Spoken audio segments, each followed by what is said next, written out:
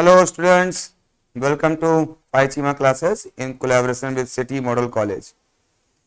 हम लोग ने क्लास 11th में chapter 5th motion in plane में वेक्टर्स को स्टडी कर रहे थे और हम लोगों ने वेक्टर्स क्या होते हैं, वेक्टर्स को कैसे रिप्रेजेंट करते हैं, ऑर्थोगोनल यूनिट वेक्टर्स क्या होते हैं और ऑर्थोगोनल यूनिट वेक्टर्स को किस प्रकार से वेक्टर क्वांटिटीज को रिप्रेजेंट करने में यूज किया जाता है, साथ साथ वेक्टर्स के बीच का एंगल कैसे निकालते हैं, इसको हम लोगों ने लास्ट लेक्चर्स में स्टडी किया था। आज हम लोग वेक्टर्स को और आगे मूव करेंगे और उसमें देखेंगे सबसे पहला हमारा जो आर्टिकल है एडिशन ऑफ वेक्टर्स, यानी वेक्टर क्वांटिटीज को ग्राफिकल मेथड में ऐड किस प्रकार से करते हैं। तो सपोज कोई वेक्टर ए ये दिया हुआ है और ये कोई वेक्टर बी दिया हुआ और इन दोनों वेक्टर्स को आपको ऐड करना है। तो ऐड करने के लिए हमारे पास दो तरह के मेथड होते हैं वेक्टर्स को, एक ट्रायंगल मेथड और एक पैरेललोग्राम मेथड। ट्रायंगल मेथड क्या कहलाता है उसको हम लोग देखेंगे यहाँ पर।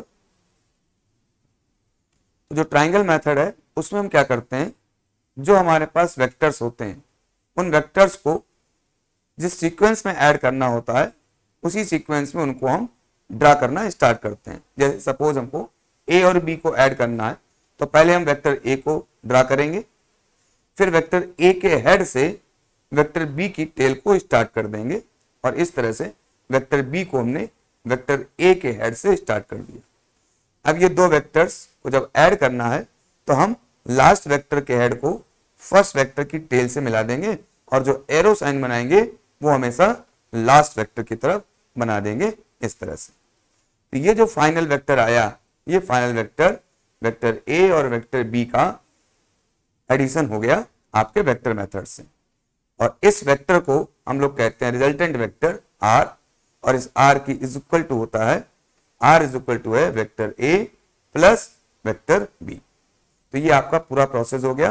पहले हमने वेक्टर ए को ड्रा किया, फिर ए के हेड से वेक्टर बी को ड्रा कर दिया, फिर वेक्टर बी यानी जो फाइनल वेक्टर था उसके हेड को फर्स्ट वेक्टर के टेल से मिला दिया। तो वो जो फाइनल वेक्टर आएगा वही आपका रिजल्टेंट वेक्टर होगा जो ए और बी के एडिशन से मिलेगा और इसकी जो डायरेक्शन होगी वो हमेशा फाइनल वेक्टर की डायरेक्शन की तरफ शो की जाएगी। ठीक है, ऐसे कोई और एग्जांपल लेते हैं। जैसे ये वेक्टर बी है, वेक्टर बी और ए है, इनको यहां पर जोड़ दिया गया। अब हम क्या कर रहे हैं, पहले वेक्टर बी को ले रहे हैं, फिर हम वेक्टर बी के हेड से वेक्टर ए को स्टार्ट कर रहे हैं। तो इस तरह से पहले हमने वेक्टर बी को लिया और अब वेक्टर बी के हेड से वेक्टर ए की टेल को स्टार्ट कर दिया। अब फाइनल वेक्टर हमारा ए है तो हम ए फाइनल वेक्टर और बी इनिशियल वेक्टर के टेल को मिला देंगे इस तरह से। और आप देखेंगे मिलाने पर जो आपका रिजल्टेंट आ रहा है वो उतना ही आ रहा है जितना कि आपको ए प्लस बी करने से आ रहा था। तो इसका मतलब ये हो गया कि चाहे रिजल्टेंट वेक्टर आप ए प्लस बी करिए या बी प्लस ए करिए, जो रिजल्टेंट वेक्टर होगा उसकी वैल्यू और उसकी डायरेक्शन सेम होगी। ए प्लस बी करने पर जो ए प्लस बी करने पर था वही आपका बी प्लस ए करने पर आ रहा है। तो इस तरह से आप ये कह सकते हो कि A plus B is equal to B plus A. यहां पर एक लॉ हमारा फॉलो हो गया कि एडिशन ऑफ वेक्टर जो होते हैं वो कम्यूटेटिव लॉ को फॉलो करते हैं, यानी उनके सीक्वेंस को चेंज कर दें तो उनके एडिशन पे कोई फर्क नहीं पड़ता। और इस तरह से जब आप वेक्टर्स को ऐड करते हो ट्रायंगल के फॉर्म में तो ये कहलाता है आपका ट्रायंगल मेथड। ओके, तो अब नेक्स्ट मेथड देखते हैं। वेक्टर्स को जोड़ने के लिए एक और मेथड का यूज किया जाता है, पैरेललोग्राम मेथड। इस मेथड में वेक्टर्स को किस तरह से जोड़ते हैं, तो सपोज आपका वेक्टर ए है पहला वेक्टर और एक वेक्टर है आपका बी दूसरा वेक्टर। इनको ट्रायंगल मेथड से कैसे जोड़ते हैं वो हमने लास्ट स्लाइड में देखा था। अब हम इनको हम पैरेललोग्राम मेथड से जोड़ते हैं। जब हम पैरेललोग्राम मेथड से किन्हीं दो वेक्टर्स को ऐड करते हैं तो हम क्या करते हैं, दोनों वेक्टर्स को एक ही पॉइंट से स्टार्ट करते हैं। यानी पहले हमने वेक्टर ए को स्टार्ट कर दिया किसी पॉइंट ओ से, ठीक है। अब हमने सेकेंड वेक्टर को भी उसी पॉइंट से स्टार्ट कर दिया जिस पॉइंट से आपका वेक्टर ए स्टार्ट था। तो इस तरह से आपका वेक्टर बी उसी पॉइंट से स्टार्ट हो गया जिस पॉइंट से आपका वेक्टर। तो जब हम दोनों वेक्टर्स को सेम पॉइंट से स्टार्ट कर लेते हैं तो उस समय जो उनके बीच का एंगल होता है उसी को हम लोग दो वेक्टर्स के बीच का एंगल कहते हैं। ये भी हम लोगों ने लास्ट टर्म पर देखा था। तो सपोज इन दो वेक्टर्स ए और बी के बीच का एंगल कितना है, थीटा है। अब इस मेथड में हम कैसे इनको ऐड करेंगे, तो हम क्या करेंगे, पहला स्टेप तो हो गया कि दोनों वेक्टर्स को सेम पॉइंट से स्टार्ट कर दिया। अब हम दूसरा स्टेप क्या करेंगे कि किसी एक वेक्टर से उसके हेड से दूसरे वेक्टर के पैरेलल आप वेक्टर को ड्रा करेंगे। जैसे इस वेक्टर ए के पैरेलल इसी वेक्टर ए को आपने इस दूसरे वेक्टर के हेड से स्टार्ट कर दिया, यानी इसके हेड से पहले वेक्टर के पैरेलल एक लाइन ड्रा कर दी। अब पहले वेक्टर के हेड से दूसरे वेक्टर के पैरेलल एक लाइन ड्रा कर देंगे इस तरह से। तो आप देख रहे होंगे एक तरह से यही वेक्टर आपका यहां पर आ गया और ये वेक्टर आपका यहां पर आ गया और एक ये पैरेललोग्राम बन गया। तो दोनों वेक्टर को सेम पॉइंट से स्टार्ट किया, पहले वेक्टर के हेड से दूसरे वेक्टर के पैरेलल आपने लाइन ड्रा करी, फिर दूसरे वेक्टर के हेड से पहले वेक्टर के पैरेलल लाइन ड्रा करी और वो लाइन जहां पर मिल रही है उस फाइनल पॉइंट को इनिशियल पॉइंट से आप मिला देंगे इस तरीके से। और जो एरो का साइन होगा वो जहां पर वो दो पॉइंट्स मिल रहे होंगे उनकी तरफ होगा। तो आप ये देखिए, ये जो आपका वेक्टर आ गया ये वेक्टर ए और इसी के पैरेलल आपने वेक्टर बी बनाया था, यानी ए और बी का जो रिजल्टेंट है वही आपका वेक्टर आ रहा है। तो आप देखेंगे ये रिजल्टेंट ठीक वैसा ही है जैसा कि वेक्टर ए और वेक्टर बी को ट्राइंगल मेथड से जोड़ने पर जो रिजल्टेंट आ रहा था वही आपका यहाँ पर पैरेललोग्राम मेथड जोड़ने पर ही आ रहा है। तो ये हमारा पैरेललोग्राम मेथड हो गया वेक्टर ए और बी को ऐड करने का। यहां पर इसकी वैल्यू क्या है, वही vector R is equal to, ये आपका वेक्टर आर आया रिजल्टेंट वेक्टर और वो इक्वल है वेक्टर ए और वेक्टर बी के ऐड के। अब हम यहां पर चाहेंगे कि इस आर के मैग्नीट्यूड का भी वैल्यू पता करें कि इस आर का जो मैग्नीट्यूड है वो कितना होगा, साथ साथ इस वेक्टर का हमारे ऑलरेडी गिवन वेक्टर्स हैं उसके साथ में एंगल कितना होगा वो भी हमें निकालना है। क्योंकि जब कभी भी किसी रिजल्टेंट वेक्टर की बात होती है तो बीइंग ए वेक्टर क्वांटिटी उसका मैग्नीट्यूड भी हमको पता होना चाहिए और साथ साथ उसकी डायरेक्शन भी हमको पता होनी चाहिए। तो ये रिजल्टेंट वेक्टर हो गया ग्राफिकल मेथड से। अब हमें कोई फॉर्मूला अप्लाई करना है या बनाना है जिससे कि हम आर की वैल्यू या उसका मैग्नीट्यूड और साथ साथ उसकी डायरेक्शन भी पता कर सके। तो हम जानते हैं कि यदि कोई ट्राइंगल हम लें, राइट एंगल ट्राइंगल, तो राइट एंगल ट्राइंगल में जो हाइपोटेन्यूज है वो परपेंडिकुलर है और जो बेस है उसके बीच में एक रिलेशन होता है hypotenuse square is equal to base square plus perpendicular square. तो इस आपका जो रिजल्टेंट वेक्टर है इसको लेकर यदि हम किसी तरह कोई राइट एंगल ट्राइंगल बना लें तो वहां पर हम रिजल्टेंट को हाइपोटेन्यूज कंसीडर करके पाइथागोरस की थ्योरम लगा करके हम इसकी वैल्यू निकाल सकते हैं। तो उसके लिए हम क्या करते हैं कि हम इस वेक्टर ए की लाइन को आगे इंक्रीज करते हैं और फिर यहां से एक परपेंडिकुलर लाइन ड्रा करते हैं जो हमारे पॉइंट सी को टच करे। अब आप देखेंगे ये इस तरह से एक राइट एंगल ट्राइंगल आपको मिल गया ओ सी एम, ये एक राइट एंगल ट्राइंगल मिल गया। इस राइट एंगल ट्राइंगल में जो हमारा रिजल्टेंट है वो हाइपोटेन्यूज है और ये ओ से लेकर एम तक का जो लेंथ हो गया ये बेस हो गया और ये हमारा परपेंडिकुलर हो गया। तो हम यहाँ पर रिजल्टेंट यानी hypotenuse square is equal to base square plus perpendicular square लगा दें तो हमारा रिजल्टेंट की वैल्यू निकल आएगी। लेकिन जब इस ट्राइंगल को हम देखते हैं तो हम पाते हैं हमको ओ ए तो पता है वेक्टर ए है और वेक्टर ए की वैल्यू मॉड वेक्टर ए या सिंपल ए होती है। इसी तरह से वेक्टर बी की वैल्यू पता है कि वो या तो बी है या फिर मॉड वेक्टर बी है। लेकिन जब हम इस ट्राइंगल की बात कर रहे हैं तो इसमें हमको ना ए एम पता है और ना ही सी एम पता। उसके लिए आप ध्यान दें तो ये जो vector A C line draw करी थी हमने, ये लाइन इस ए बी के ही पैरेलल है, या ये कहें कि इसी वेक्टर ओ बी को ही यहाँ पर शिफ्ट कर दिया गया है। तो यदि ये लाइन इसके साथ में थीटा एंगल बना रही है तो ये जो लाइन होगी वो भी इसके साथ में थीटा एंगल ही बनाएगी। ठीक है, तो जब ये थीटा एंगल बना रही है और ये ए सी हमको पता है, ये ए सी कितना है, ए सी इक्वल टू ओ बी है, यानी इसकी वैल्यू यदि बी है तो इस ए सी की वैल्यू भी आपकी कितनी है, बी है। तो यदि आपको देखें एक और राइट एंगल ट्राइंगल बन रहा है छोटा सा ए सी एम, तो यहां पर एक ट्राइंगल बन रहा है ए सी एम और उस ए सी एम ट्राइंगल में हमको हाइपोटेन्यूज की वैल्यू पता है जो कि आपकी वेक्टर बी का मॉड यानी कैपिटल बी है। तो अब यहां से हम ये बेस निकाल सकते हैं। कैसे? यदि हम cos थीटा लगा दें तो cos theta is equal to होता है बेस अपॉन हाइपोटेन्यूज। तो इस तरह से हम फॉर्मूला अप्लाई करते हैं b की वैल्यू को जानने के कारण।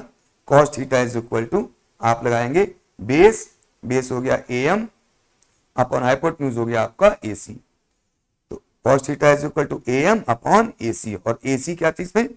ac आपका वेक्टर b था, यानी वेक्टर b की वैल्यू कैपिटल B। तो यहां से आप am निकाल सकते हैं। तो am इज इक्वल टू क्या हो जाएगा? b cos थीटा हो जाएगा। तो इस तरह से am की वैल्यू b cos थीटा हमने निकाल ली। ऐसे ही cm निकाल सकते हैं, क्योंकि हमको ये बड़ा वाला राइट एंगल ट्राइंगल की वैल्यूज को चाहिए जिससे कि हम r की वैल्यू निकाल सकें। तो अब cm कैसे निकालेंगे? तो फिर से छोटा वाला ट्राइंगल देखेंगे। इसमें यदि हम साइन थीटा लिखें तो sine theta is equal to हो जाएगा परपेंडिकुलर यानी cm अपॉन हाइपोटेन्यूज यानी AC। तो cm आपको निकालना है, तो cm तो ऐसे लिखा रहेगा। AC क्या था? AC आपका वेक्टर b है, तो कैपिटल B। तो cm इज इक्वल टू क्या हो गया? b साइन थीटा हो गया। तो इस तरह से ये आपकी जो लेंथ हो गई ये b साइन थीटा हो गई। इन चीजों को, जो ये b cos थीटा और ये b sin थीटा है, इसी को हम वेक्टर का कंपोनेंट भी कहते हैं। क्योंकि जैसे ये वेक्टर b था, किसी वेक्टर के जो पैरेलल लाइन होती है वो भी वेक्टर ही होता है, तो ये वेक्टर b था, तो इस वेक्टर का हॉरिजॉन्टल डायरेक्शन में इस थीटा के साथ, एंगल के साथ कितना पोर्शन इसका था? b cos थीटा, और एंगल के सामने कितना पोर्शन आया? b sin theta. तो इस तरह से ये b cos थीटा और b sin थीटा इस वेक्टर b के कंपोनेंट भी हो गए। ठीक है, इसको हम लोग आगे भी देख लेंगे। फिलहाल हमने इस बड़े ट्राइंगल के लिए, आपको पूरी वैल्यू हमको पता है कि ये वैल्यू तो वेक्टर a की वैल्यू यानी a है, और ये वैल्यू है आगे आपकी b cos थीटा, और परपेंडिकुलर वैल्यू हो गई b sin थीटा। तो अब हम बड़े ट्राइंगल में, जो आपका ट्राइंगल OCM है, जो पूरा ट्राइंगल है O C और M, यहां तक का जो पूरा ट्राइंगल है, इस राइट एंगल ट्राइंगल के लिए आप पाइथागोरस की थ्योरम लगा सकते हैं। और वो क्या है कि हाइपोटेन्यूज स्क्वायर यानी OC square upon base square पर प्लस परपेंडिकुलर स्क्वायर। तो परपेंडिकुलर तो हो गया MC स्क्वायर, और बेस कितना हो गया? OM square. तो hypotenuse is equal to perpendicular square plus base square. और हाइपोटेन्यूज हमको निकालना है, क्योंकि हाइपोटेन्यूज क्या है? हमारा रिजल्टेंट है वेक्टर A और वेक्टर B का। तो इस तरह से जो हाइपोटेन्यूज है उसको तुमने r कहा है, तो r square is equal to क्या हो जाएगा? MC कितना है? b साइन थीटा का स्क्वायर प्लस OM कितना है आपका? OM आपका OA प्लस AM है, यानी A plus b cos theta का होल स्क्वायर। अब इसको आप ओपन कर लेंगे। जब ओपन करेंगे तो ये तो आपका b square sine square theta हो गया। अब ये a प्लस b का स्क्वायर करेंगे तो b square plus a square plus 2ab, तो a स्क्वायर यानी b square cos square theta हो गया। फिर a square plus 2a into b यानी 2ab cos थीटा। अब यहां पर आप देखिए, यहां से यदि हम b कॉमन ले लें तो अंदर क्या बचेगा? Sine square theta plus cos square theta. तो इस वैल्यू में b स्क्वायर कॉमन लिया तो sine square theta plus cos square theta, और वो वैल्यू 1 होती है, उसका b स्क्वायर मल्टीप्लाई हो जाएगा, तो आंसर क्या बचेगा? b स्क्वायर और a स्क्वायर। तो b स्क्वायर और a स्क्वायर, यहां से इस पूरे से क्या आ गया? इस पूरे से तो b स्क्वायर आ गया, ये आपका a स्क्वायर आ गया, और ये 2ab cos थीटा आ गया। तो इस तरह से r square is equal to ये आ गया। तो r इज इक्वल टू क्या हो जाएगा? Under root a square plus b square 2ab cos theta. तो ये वो फॉर्मूला निकल आया जिससे कि आप दो वेक्टर्स a और b दो वेक्टर्स जिनके बीच का एंगल थीटा आपको पता हो, तो आप इस फॉर्मूले से इन दो वेक्टर्स को ऐड करने से जो रिजल्टेंट आएगा उसका मैग्नीट्यूड आप यहां पर इस फॉर्मूले से निकाल सकते हैं। तो ये वो पूरा प्रोसेस हो गया कि कैसे हमने मैग्नीट्यूड को निकाला है। लेकिन जब कभी क्वेश्चन कोई होगा तो हम डायरेक्ट इस फॉर्मूले को यूज कर लेंगे, क्योंकि यदि वेक्टर a की वैल्यू पता है, b की वैल्यू पता है और उनके बीच का एंगल पता है, तो इस फॉर्मूले में रख करके हम अपने दो वेक्टर्स के रिजल्टेंट का वैल्यू निकाल सकते हैं। ठीक है, ओके। तो अब हम डायरेक्शन देखते हैं कि रिजल्टेंट वेक्टर का डायरेक्शन कैसे निकालते हैं। तो जैसे आपको OA आपका वेक्टर पता है, OB पता है, और इनका रिजल्टेंट आपने R निकाल लिया। अब यदि R का आपको डायरेक्शन पता करनी है, इसका मतलब आर का वेक्टर ए के साथ एंगल पता हो जाए आपका, तो आप कह सकते हैं कि जो रिजल्टेंट वेक्टर है वो ए के साथ में इतना एंगल बना रहा। इसी तरह से आर का यदि आप बी के साथ भी एंगल पता कर लें तब भी आप बता सकेंगे कि वेक्टर आर जो है हमारा जो रिजल्टेंट है वो बी के साथ में इतना एंगल बना रहा है, यानी इसकी डायरेक्शन आपको आप बता सकते हैं। तो हम क्या करेंगे, हमको ये एंगल चाहिए, तो इस एंगल के लिए यदि हम ट्राइंगल देखें ओ सी एम, तो in triangle O C M तो जो रिजल्टेंट वेक्टर है वो ए के साथ सपोज अल्फा एंगल बनाता है, ठीक है। तो आपका वेक्टर आर ए के साथ में अल्फा एंगल बना रहा है। इस अल्फा की वैल्यू निकालना चाहें तो हम आपका फॉर्मूला लगा सकते हैं tan alpha is equal to perpendicular, क्योंकि पता है, अपॉन बेस, क्योंकि वो भी आपको पता है। तो इस तरह से tan alpha is equal to हो गया परपेंडिकुलर अपॉन बेस। परपेंडिकुलर की वैल्यू b sin थीटा थी और बेस की वैल्यू ये पूरी लेंथ OM, OM में OA कितना है, वेक्टर A का मैग्नीट्यूड यानी A है, और ये कितना है b cos थीटा, तो A plus b cos theta. इसी तरह से आप tan बीटा भी निकाल सकते हो यदि आपको इधर का एंगल पता हो। आप यदि ये एंगल निकालना चाहें वेक्टर r का b के साथ में, तो इसी तरीके से आप tan बीटा को लिख सकते हैं कि जब tan अल्फा लिख रहे थे तो आपने लिखा है b sin थीटा, तो tan बीटा लिखेंगे तो आप लिखेंगे a sin थीटा। यहाँ लिखा था a plus b cos theta, इस वाले वेक्टर के साथ में एंगल निकालेंगे तो हो जाएगा b plus a cos theta. तो ये वो आपका प्रोसेस हो गया जिससे आप किसी वेक्टर का ऑलरेडी गिवन वेक्टर के साथ में जो उसका रिजल्टेंट है उस रिजल्टेंट का ऑलरेडी गिवन वेक्टर के साथ में डायरेक्शन आप बता सकते हैं। तो आप कोई भी एक एंगल निकाल करके डायरेक्शन को बता सकते हैं। अब कुछ और मेथड भी होते हैं वेक्टर्स को ऐड करने के। सपोज एक से ज्यादा वेक्टर हैं, 2, 3, 4, 5 वेक्टर हैं, तो ऐसे वेक्टर्स को यदि हम ग्राफिकल मेथड से जोड़ें तो एक दूसरा मेथड यूज करते हैं, polygon law of vector addition. Suppose जैसे कोई वेक्टर A है, फिर B है, फिर C है, फिर D है और फिर E है, कई सारे वेक्टर्स हैं और इन वेक्टर्स को आपको ग्राफिकल मेथड से ऐड करना है। तो कैसे करेंगे, तो ग्राफिकल मेथड से ऐड करने का मतलब क्या हो गया कि सपोज आपको वेक्टर A में B, C, D, E इस सीक्वेंस में ऐड करना है। वैसे भी हम देख चुके हैं पिछले केस में कि वेक्टर्स का जो एडिशन है वो कम्यूटेटिव लॉ को फॉलो करता है, यानी सीक्वेंस को चेंज करने से रिजल्टेंट में कोई चेंज नहीं होता। तो फिलहाल हम इस सीक्वेंस में वेक्टर्स को ऐड कर रहे हैं और देखेंगे। तो जब वेक्टर A पहले लिखा है तो हम पहले वेक्टर A को बनाएंगे, फिर वेक्टर B लिखा है तो वेक्टर A के हेड से, जैसे ट्राइंगल मेथड में करते थे, पहला वेक्टर बना लिया।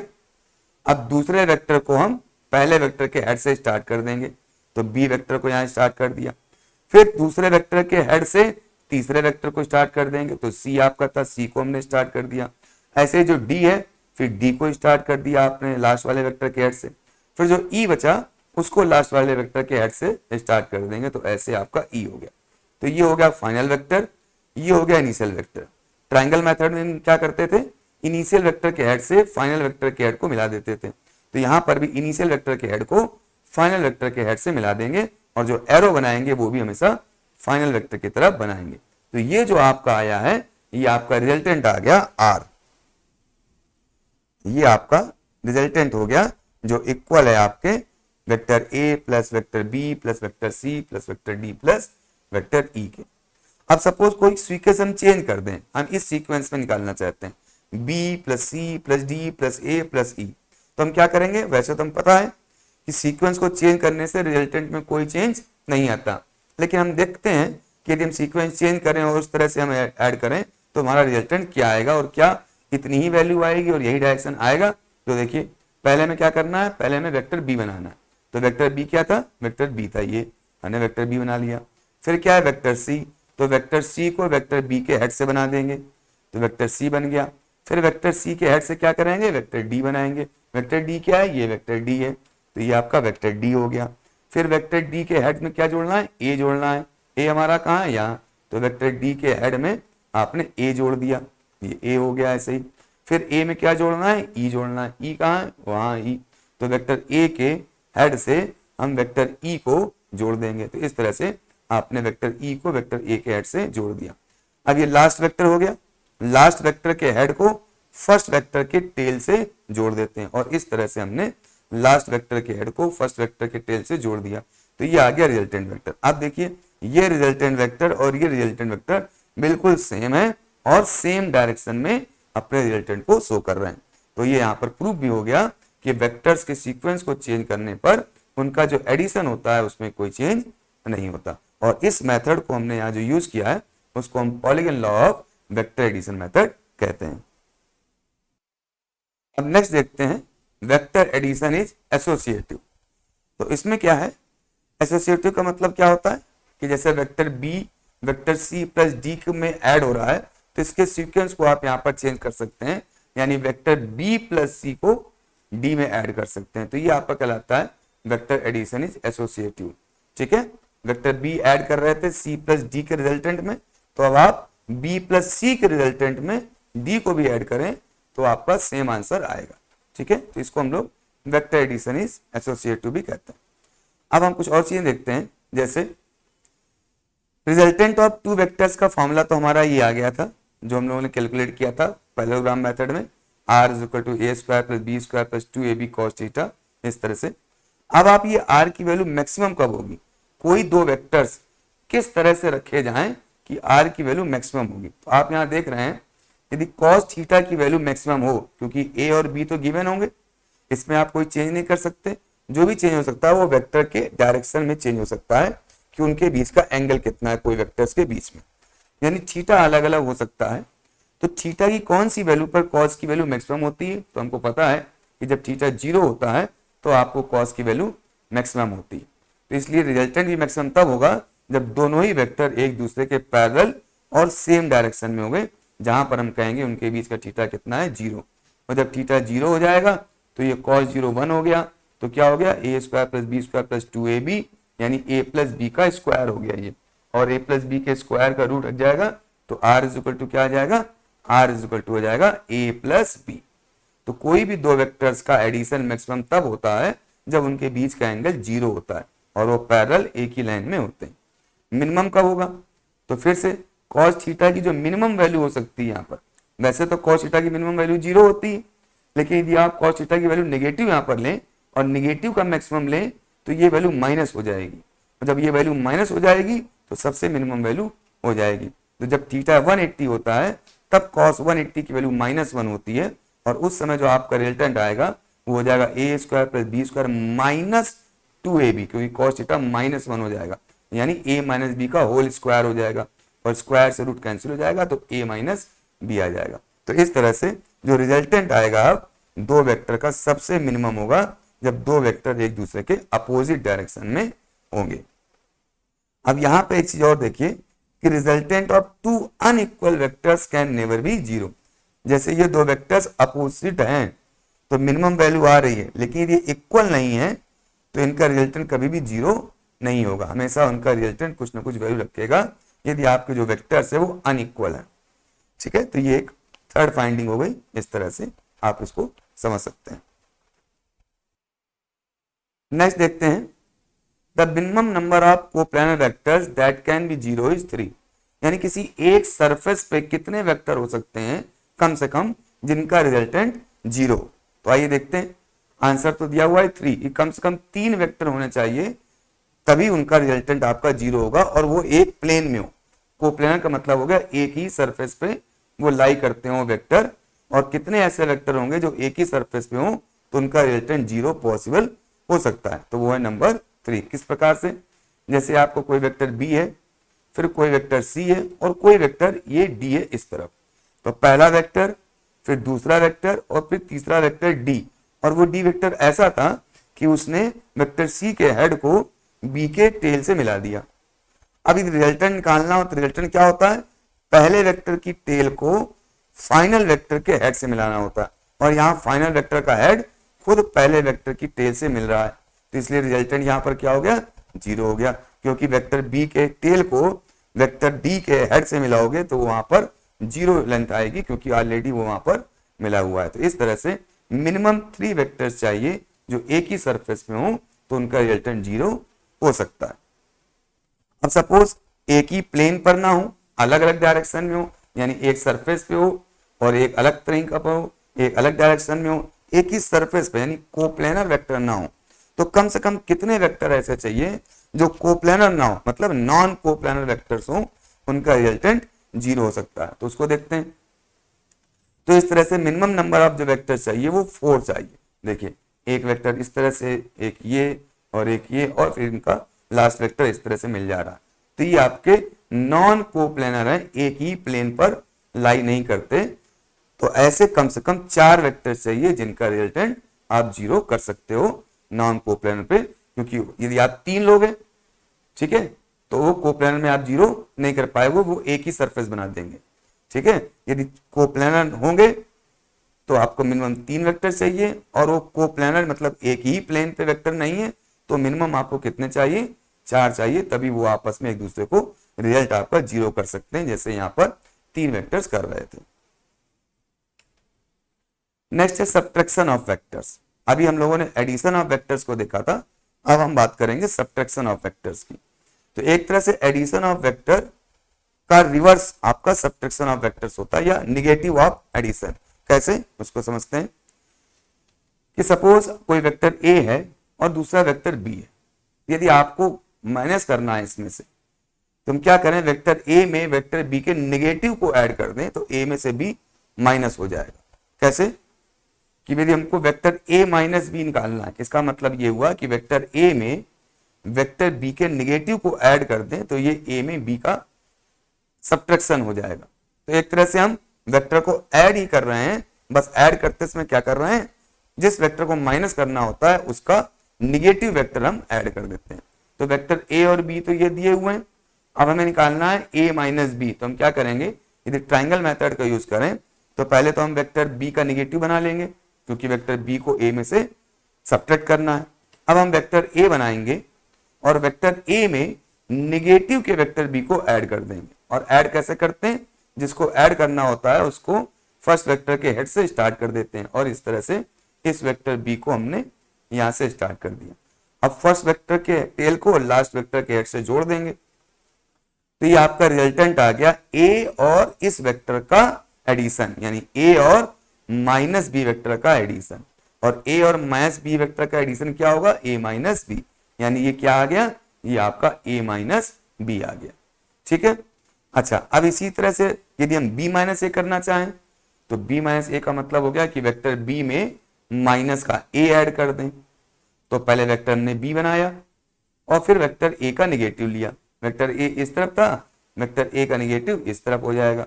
तो अब वेक्टर बी में माइनस का ए ऐड करना है, तो पहले हम बनाएंगे वेक्टर बी, तो पहले बनाएंगे हम वेक्टर बी और वेक्टर बी में निगेटिव का वेक्टर ए ऐड कर देंगे।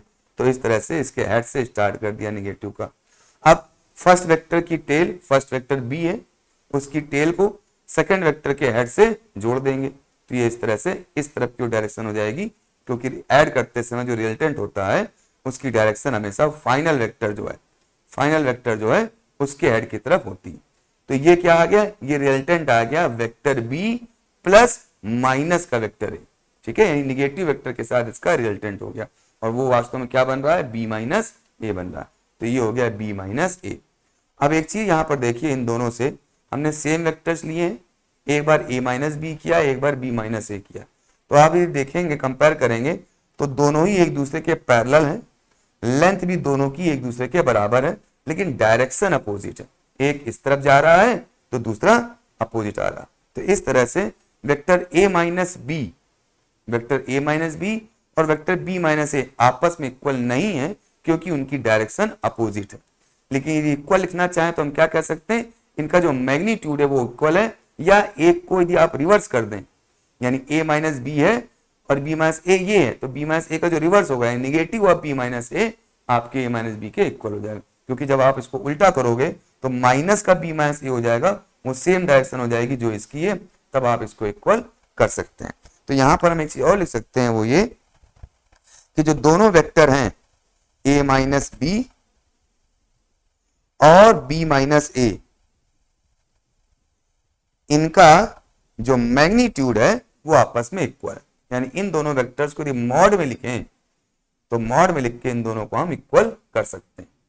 एक चीज और यहां पर आ गई कि वेक्टर्स का जो सब्ट्रैक्शन है वो कम्यूटेटिव लॉ को फॉलो नहीं करता। एडिशन तो कम्यूटेटिव लॉ को फॉलो करता है, लेकिन सब्ट्रैक्शन कम्यूटेटिव लॉ को फॉलो नहीं करता, क्योंकि यहां यदि आप सीक्वेंस चेंज करेंगे तो डायरेक्शन चेंज हो जाएगी, जबकि आपके ऐड करते समय सीक्वेंस को चेंज करने पर आपकी डायरेक्शन या मैग्नीट्यूड में कोई चेंज नहीं हो रहा था। लेकिन जब वेक्टर को सब्ट्रैक्ट करते हैं तो a माइनस बी और b माइनस ए करेंगे तो उनकी डायरेक्शन अपोजिट हो जाएगी, इसीलिए दोनों आपस में इक्वल नहीं है। हाँ, इनके मैग्नीट्यूड जरूर आपस में इक्वल होते हैं। तो ये वो प्रोसेस हो गया जब किसी वेक्टर में दूसरा वेक्टर को आपको सब्ट्रैक्ट करना है, यानी उसका निगेटिव वेक्टर आप वहां पर ऐड कर देंगे। ठीक है, ओके। अब एक और तरीका भी है जैसे हम वहां पर भी वेक्टर को सब्ट्रैक्ट कर सकते हैं।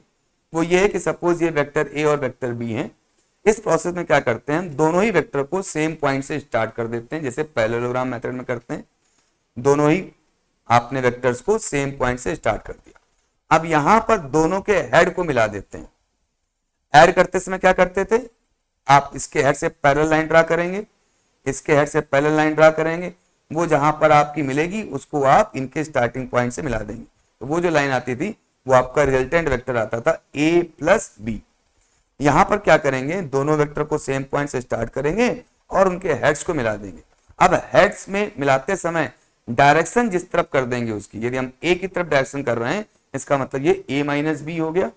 ठीक है, और अब यहां पर इनको मिलाते समय इनकी जो डायरेक्शन है वो यदि b की तरफ कर देंगे तो ये आपका हो जाएगा b माइनस ए। ठीक है, तो ये एक और सिंपल तरीका हो गया वेक्टर्स को सब्ट्रैक्ट करने का। दोनों वेक्टर्स को सेम पॉइंट से स्टार्ट किया, उनके हेड्स को मिला दिया। अब जिसमें से माइनस करना होगा उसकी तरफ एरो कर देंगे। ए में से माइनस करना है तो ए की तरफ एरो कर देंगे, बी में से माइनस करना है तो जो एरो होगा वो बी की तरफ कर देंगे, क्योंकि हमको पता है ए माइनस बी हो या बी माइनस ए हो, ये दोनों ही जो है आपस में पैरेलल होते हैं और मैग्नीट्यूड आपस में इक्वल होती है, बट डायरेक्शन इनकी अपोजिट होती है। ठीक है, तो ये आपका वेक्टर्स का सब्ट्रैक्शन हो गया। अब जैसे वेक्टर्स का एडिशन का रिजल्टेंट होता था r is equal to under root A square plus B square plus 2ab cos theta, इसी तरह जब वेक्टर्स को सब्ट्रैक्ट कर रहे हैं तो उनका जो रिजल्टेंट होगा उसका भी कोई ना कोई फॉर्मूला होगा, और वो फॉर्मूला भी उसी तरीके से ही निकालते हैं। तो यहां पर हम लिख लेते हैं कि magnitude of subtraction of vectors में क्या होता है, formula A square plus B square minus 2ab cos theta हो जाता है। जिस मेथड से हमने वो निकाला था उसी मेथड से इसको निकालेंगे तो ये आपका रिजल्टेंट आ जाएगा A square plus B square minus 2ab cos theta. ठीक है, तो यहां पर जैसे वेक्टर्स के बीच में जो थीटा क्या है, थीटा ए और बी के बीच का एंगल है। अब जो रिजल्टेंट बन रहा है आपका, ये भी तो कोई डायरेक्शन ले रहा होगा, तो उस डायरेक्शन को बताने के लिए भी, जैसे कि एडिशन में हमने डायरेक्शन बताई थी फाइनल वेक्टर की इनिशियल वेक्टर्स के साथ में एंगल निकाल करके, यहां पर भी हम फाइनल वेक्टर की हमारे ऑलरेडी गिवन जो वेक्टर है उसके साथ एंगल निकाल करके हम फाइनल वेक्टर की डायरेक्शन को बता सकते हैं। तो सपोज इस रिजल्टेंट का a माइनस बी में इस रिजल्टेंट का a के साथ एंगल बनाना है, तो a के साथ एंगल क्या होगा, आप देखिए इसको आगे इंक्रीज कर दें और इसको आगे बढ़ा दें, तो ये एंगल होगा आपके रिजल्टेंट का वेक्टर a के साथ में। ठीक है, तो अब आप देखिए सपोज ये वेक्टर a था आपका और ये वेक्टर b था। ठीक है, ये इनका रिजल्टेंट हो गया जो आपने बनाया हुआ। अब इसका एंगल कैसे बनाएंगे, या तो इस लाइन को आगे बढ़ा दें, क्योंकि एंगल तभी निकलता है जब दोनों ही वेक्टर सेम पॉइंट से स्टार्ट हो। तो या तो इस वेक्टर को आगे बढ़ा दें और इसको आगे बढ़ा दें, तो ये एंगल हो जाएगा इन दोनों वेक्टर के बीच में। ये वेक्टर हो गया वेक्टर ए और ये वेक्टर हो गया आपका रिजल्टेंट वेक्टर। तो रिजल्टेंट वेक्टर का आपके इनिशियल वेक्टर के साथ में एंगल ए हो गया। या फिर इसको हम यहां से स्टार्ट कर दें, इस पॉइंट से स्टार्ट कर दें, तो भी दोनों वेक्टर आपका ए और रिजल्टेंट वेक्टर सेम पॉइंट से स्टार्ट हो जाएंगे। तो यहां पर हमने इस तरह से कर दिया, किसी वेक्टर जो रिजल्टेंट वेक्टर है उसको हमने ए के साथ में एंगल बताना है, तो हमने ए के साथ उसको पैरेलली शिफ्ट करके स्टार्ट कर दिया। तो यहां पर ये जो एंगल हो गया, ये रिजल्टेंट वेक्टर जो है आपका, रिजल्टेंट वेक्टर का आपके दिए हुए किसी वेक्टर के साथ में एंगल अल्फा हो गया। अब ये अल्फा निकालेंगे तो क्या फॉर्मूला आएगा, फॉर्मूला ठीक वैसे ही आएगा जैसा एडिशन समय आया था, बस फर्क इसमें इतना हो जाएगा, वहां पर ए और बी के बीच में एंगल थीटा लेते थे क्योंकि वेक्टर्स को ऐड कर रहे होते थे, वहां पे आप एंगल लेते थे ये लेते थे थीटा, और यहां पर थीटा क्या लेंगे, यहां पर थीटा होना चाहिए, वेक्टर्स ए को निगेटिव करना होता है, ए माइनस बी करना होता है, तो ये निगेटिव बी हो गया, ये वेक्टर ए है तो ये एंगल कितना हो गया 180 माइनस थीटा। ठीक है, क्योंकि यहां पर जो हम फॉर्मूला लिखते हैं वहां पर थीटा क्या लिखते हैं, वेक्टर ए और बी के बीच का जो यूज कर रहे हैं। तो यहाँ वेक्टर ए है ये वेक्टर बी है, तो थीटा तो यही रहा, लेकिन जब यहाँ वैल्यू पुट करेंगे तो हम एंगल लिखेंगे ये वेक्टर ए, और बी का जो अपोजिट हो जाता है वो इधर हो जाता है, और तब एंगल हम क्या पुट करेंगे, 180 माइनस थीटा पुट करेंगे, क्योंकि ये पूरा हो गया 180, ये आपका थीटा दिया हुआ, तो ये क्या हो गया 180 माइनस थीटा। तो इसलिए रिजल्टेंट निकालते समय, एंगल निकालते समय जब आप थीटा पुट करते हैं माइनस करते समय, तो आप ये वाला एंगल पुट करेंगे, यानी फॉर्मूला तो वही रहेगा बी साइन थीटा अपॉन ए प्लस बी कॉस थीटा, बस थीटा की जगह लिखेंगे आप 180 माइनस थीटा। ठीक है, तो ये वही फॉर्मूला बन गया जो आपको वेक्टर्स को ऐड करते समय आता था। तो रिजल्टेंट निकालते समय जो थीटा रखेंगे वो वही रखेंगे, लेकिन सब्ट्रैक्ट करते समय जो रिजल्टेंट आया है उसकी डायरेक्शन निकालने के लिए जो फॉर्मूला यूज करेंगे उसमें थीटा आप ये 180 माइनस थीटा को पुट करेंगे। तो जैसे tan अल्फा निकाल लिया a के साथ में, ऐसे वेक्टर a का b के साथ भी एंगल निकाल सकते हो, tan बीटा, ये tan बीटा हो गया, तो ये tan beta is equal to हो जाएगा a sin theta upon b minus a cos theta. ठीक है, यदि आप इसको चेंज करेंगे तो ये b sin theta upon a minus b cos theta हो जाएगा, और यहाँ पर क्या हो जाएगा, रिवर्स हो जाएगा, a की जगह b आ जाएगा और b की जगह a आ जाएगा, जब आप रिजल्टेंट का एंगल b के साथ निकाल रहे होंगे।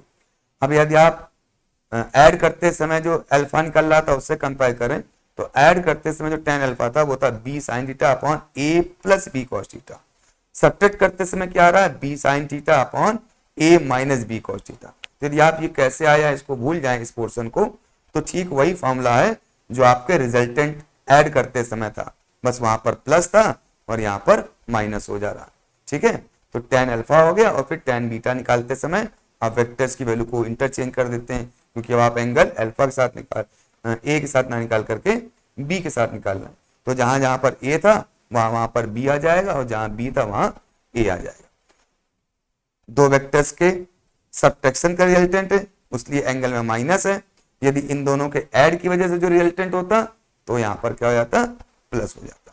तो ये आपके वेक्टर्स के सब्ट्रैक्शन का रिजल्टेंट और उसके डायरेक्शन का एंगल हो गया।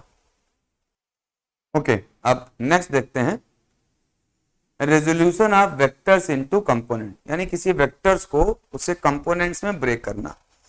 आप ये देखिए, कोई भी वेक्टर यदि हम चूज करते हैं, सपोज ये वेक्टर ए बनाया हमने, ये वेक्टर किन्हीं भी दो वेक्टर्स को ऐड करके आप निकाल सकते हैं। जैसे एक वेक्टर ये बना दिया बी, और इस वेक्टर बी से कोई दूसरा वेक्टर बना दिया हमने आपका सी।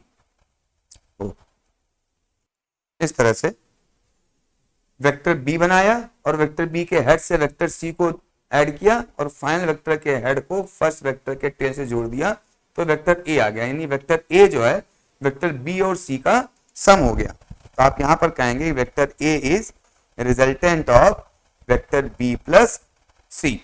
ठीक है, तो बी और सी क्या हो गए, वेक्टर ए के कंपोनेंट हो गए, क्योंकि वेक्टर ए बी और सी से मिलकर बन रहा है। तो वेक्टर ए बी और सी, वेक्टर जो बी और सी हैं ये वेक्टर ए के क्या हो गए, कंपोनेंट हो गए।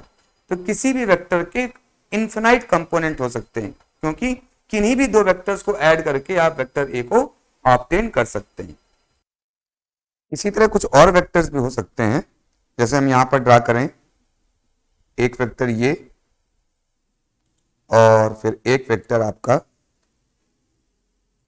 ये वेक्टर। तो एक ये वेक्टर हो गया मान लीजिए P, और एक ये वेक्टर हो गया आपका Q। तो ये A वेक्टर के हेड से हमने Q वेक्टर को मिलाया, और Q वेक्टर के हेड को यदि हम A वेक्टर के हेड से मिला दें, ठीक है, तो आप देखिए इस वेक्टर को इस वेक्टर के साथ जोड़ेंगे तो फिर से जो रिजल्टेंट आएगा ये आ जाएगा। यानी ये आपका वेक्टर इन दोनों का सम भी है, यही वेक्टर आपका इन दोनों का सम भी है। ऐसे कितने भी वेक्टर ले सकते हैं, उन सबका रिजल्टेंट आपका ये वेक्टर आ सकता है। इसका मतलब इस वेक्टर के कंपोनेंट ये भी हो गए, इस वेक्टर के कंपोनेंट ये भी हो गए, और बहुत से कंपोनेंट आप इस वेक्टर के बना सकते हो। सपोज एक वेक्टर ये ले लिया हमने, इसको कह दिया हमने वेक्टर आर, और फिर एक वेक्टर आपका ये बन गया इस तरफ की ओर वेक्टर एस। अब इस वेक्टर आर को वेक्टर एस ऐड कर रहे हैं, पहले वेक्टर आर ड्रा किया, फिर आर के हेड से वेक्टर एस को ड्रा कर दिया, तो ये दो वेक्टर हो गए। इन दो वेक्टर का रिजल्टेंट क्या होगा, पहले वेक्टर की टेल से दूसरे वेक्टर की हेड को मिला देते हैं, तो ये जो आएगा ये क्या आ जाएगा, रिजल्टेंट वेक्टर आ जाएगा। तो आप देख रहे हैं कि ये रिजल्टेंट वेक्टर इस वेक्टर और इस वेक्टर का सम है। तो एक रिजल्टेंट वेक्टर के कंपोनेंट ये भी है, इस रिजल्टेंट के कंपोनेंट ये भी हैं, इस रिजल्टेंट के कंपोनेंट ये भी। इस तरह से किसी एक वेक्टर के इनफिनाइट कंपोनेंट हो सकते हैं। लेकिन यहां पर हम जिस कंपोनेंट की बात करेंगे वो रेक्टेंगुलर कंपोनेंट की बात करेंगे, ऐसे कंपोनेंट जो म्यूचुअली परपेंडिकुलर हों और जिनको ऐड करने से हमारा गिवन वेक्टर आ जाए। तो ये बात ध्यान रखने की है यहाँ पर कि किसी भी वेक्टर के इनफिनाइट कंपोनेंट हो सकते हैं, किसी भी तरह के दो वेक्टर को जोड़ने पर आपका सेम वेक्टर आ सकता है। जैसे यहाँ पर हमने 3 एग्जांपल लिए कि इसको और इसको जोड़ रहे हैं, ऐड कर रहे हैं तो भी आपका वेक्टर ए आ रहा है, इसको और इसको ऐड कर रहे हैं तो भी वेक्टर ए आ रहा है, इस वेक्टर और इस वेक्टर को ऐड कर रहे हैं तो भी आपका ये वेक्टर आ रहा है, यानी इस वेक्टर के कई सारे कंपोनेंट हैं। तो अब बात आती है कि जैसे कि आपका वेक्टर ए और वेक्टर बी को आपने ऐड किया तो ये वेक्टर आर आ गया, यानी आर के कंपोनेंट हैं ए और बी, ठीक है, क्योंकि R is equal to A plus B है। तो इसी तरह से कोई दो वेक्टर्स ए और बी जो हो गए उनका जो कंबाइंड इफेक्ट है वो क्या बन जा रहा है, आर बन जा रहा है, और इसीलिए इन दोनों को कहेंगे हम आर के कंपोनेंट। अब जैसा अभी हम देख चुके हैं कि किसी वेक्टर के इनफिनाइट कंपोनेंट हो सकते हैं, तो हम हर कंपोनेंट को तो नहीं निकाल सकते, लेकिन हम यहाँ पर एक स्पेशल कंपोनेंट की बात कर रहे हैं, रेक्टेंगुलर वेक्टर कंपोनेंट, यानी वो कंपोनेंट जो म्यूचुअली परपेंडिकुलर हो, यानी इस वेक्टर को ऐसे दो वेक्टर्स में ब्रेक करना, वो दो वेक्टर आपस में परपेंडिकुलर होंगे और उनको ऐड करने से आपका वेक्टर आ जाएगा आर। तो चलिए देखते हैं हम इस तरह से। सपोज कोई वेक्टर हमारा ए है और इसको हमने इस एक्सेस के अलोंग एक वेक्टर ले लिया ए एक्स और एक दूसरा परपेंडिकुलर वेक्टर ले लिया ए वाई। अब देखिए इन दोनों को ऐड करेंगे तो आपका वेक्टर ए बन जाएगा। तो जिस तरह से वेक्टर आर इन दोनों को ऐड करने से बन रहा था, तो ये दोनों भी कंपोनेंट थे आर के, ऐसे ही इन दोनों को ऐड करने से, इस वेक्टर को और इस वेक्टर को ऐड करने से ए बन रहा है, तो ये भी इन दोनों का रिजल्टेंट हो गया या इसके ये कंपोनेंट हो गए, ए एक्स और ए वाई ए के कंपोनेंट हो गए। बस फर्क इतना है कि यहां पर ये जो कंपोनेंट है ये आपस में परपेंडिकुलर है, तो ए एक्स और ए वाई को ए का रेक्टेंगुलर वेक्टर कंपोनेंट कहलाया जाएगा। तो अब यदि हम ए एक्स और ए वाई की वैल्यू निकालना चाहें तो आप देखेंगे कि सपोज यदि ये एंगल थीटा बन रहा हो इस लाइन के अलोंग, तो आप यहां पर एक रिलेशन निकाल सकते हैं, आप पाइथागोरस की थ्योरम आपसे या फिर एक आपके साइन कॉस लॉ से, क्योंकि राइट एंगल ट्राइंगल बन रहा है कि cos theta is equal to base upon hypotenuse होता है। तो cos theta is equal to हो जाएगा बेस, बेस का मतलब हो गया आपका वेक्टर ए एक्स और हाइपोटेन्यूज का मतलब हो गया vector A. Cos theta is equal to base upon hypotenuse, तो यहां से ओ क्यू क्या हो जाएगा, ओ क्यू हो जाएगा ओपी कॉस थीटा। ओपी क्या चीज है, वेक्टर ए है इंटू कॉस थीटा, और ओ क्यू क्या है, ए एक्स है, तो ए एक्स इज इक्वल टू क्या आ गया, ए कॉस थीटा। मतलब कि वेक्टर ए का थीटा एंगल के साथ एक कंपोनेंट है वेक्टर, उसकी वैल्यू कितनी है, ए एक्स, और वो कितनी होगी, ए कॉस थीटा होगी। ऐसे ही सामने वाला जो परपेंडिकुलर वेक्टर है उसको भी निकाल सकते हैं, तो यहाँ पर परपेंडिकुलर और हाइपोटेन्यूज है तो साइन थीटा लगा देंगे, तो sine theta is equal to क्या हो जाएगा, पी क्यू, यानी परपेंडिकुलर अपॉन हाइपोटेन्यूज। अब sine theta is equal to P Q upon OP, तो P Q is equal to क्या हो जाएगा, ओपी का मल्टीप्लाई हो गया, तो P Q is equal to OP sine theta. अब ओपी क्या है, आपका वेक्टर ए है, तो इस तरह से पी क्यू क्या था, पी क्यू आपका ये सामने वाला वेक्टर था, तो आपके एंगल के जस्ट सामने वाला वो वेक्टर जो एंगल के साथ वाले वेक्टर के परपेंडिकुलर है, उसकी वैल्यू कितनी आ गई, उसकी जो वैल्यू है वो ए साइन थीटा आ गई। इसको हम लोग वर्टिकल कंपोनेंट कह देते हैं। तो इस तरीके से किसी भी गिवन वेक्टर का आप दो वेक्टर कंपोनेंट निकाल सकते हो, वो ऐसे वेक्टर कंपोनेंट होंगे जो परपेंडिकुलर होंगे, जिनको रेक्टेंगुलर वेक्टर कंपोनेंट कहेंगे, और उनकी जो वैल्यू होगी, यदि हम थीटा एंगल ले रहे होंगे उसके साथ में, वेक्टर के साथ में, तो थीटा एंगल के साथ वाला जो वेक्टर होगा वो होगा ए कॉस थीटा, यहाँ ए आपका मेन वेक्टर है और ए कॉस थीटा आपका क्या हो गया, थीटा एंगल के साथ वाला जो वेक्टर कंपोनेंट हो गया, और एंगल के सामने वाला परपेंडिकुलर वेक्टर क्या हो जाएगा, ए साइन थीटा हो जाएगा।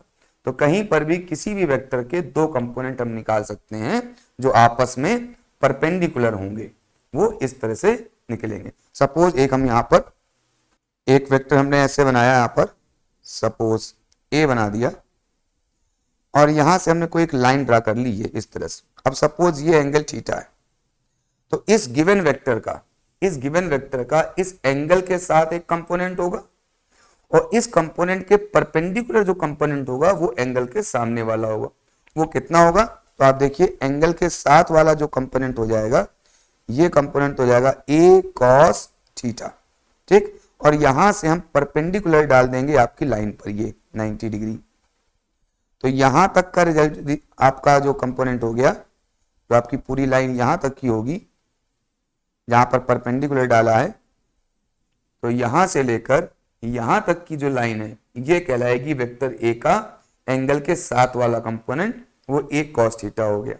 और फिर इसके जो परपेंडिकुलर लाइन है ये कहलाएगी एंगल के सामने वाला परपेंडिकुलर कंपोनेंट, और ये कितना होगा, इसकी वैल्यू होगी आपकी ए साइन थीटा। तो इस तरह से वेक्टर ए एक वेक्टर ए कॉस थीटा और एक वेक्टर ए साइन थीटा के सम से मिलकर बन रहा है। तो ये दोनों वेक्टर के कंपोनेंट हो गए, और क्योंकि ये दोनों परपेंडिकुलर हैं इसलिए ये रेक्टेंगुलर कंपोनेंट हो गए। तो सपोज हमने वेक्टर ये ले लिया, इस तरफ ले लिया, तो ये सपोज वेक्टर पी है और इसका कोई एंगल इस डायरेक्शन से बन रहा है थीटा, ठीक। अब ये वेक्टर पी है, इस लाइन के अलोंग हमको कंपोनेंट निकालना है।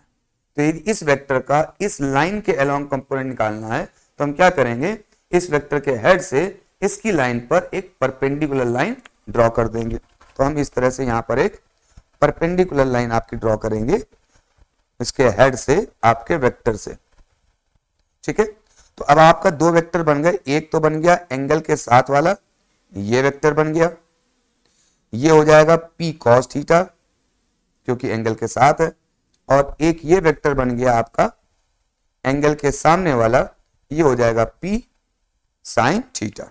तो इस तरह से गिवन वेक्टर का एंगल के साथ का एक कंपोनेंट आ गया पी कॉस थीटा और एंगल के सामने का एक कंपोनेंट आ गया पी साइन थीटा। तो किसी भी वेक्टर का आप इस तरह से दो कंपोनेंट निकाल सकते हो जो आपस में परपेंडिकुलर होंगे। एक कंपोनेंट होगा एंगल के साथ वाला और एक कंपोनेंट होगा एंगल के सामने वाला। तो इस प्रोसेस को हम लोग कहते हैं रेक्टेंगुलर वेक्टर कंपोनेंट या resolving of vector in the perpendicular components. तो आज के लिए इतना ही। नेक्स्ट टर्न पे हम इसी को आगे मूव करेंगे और कुछ क्वेश्चंस और न्यूमेरिकल्स लगाएंगे वेक्टर्स में। तो तब तक के लिए bye bye and take care.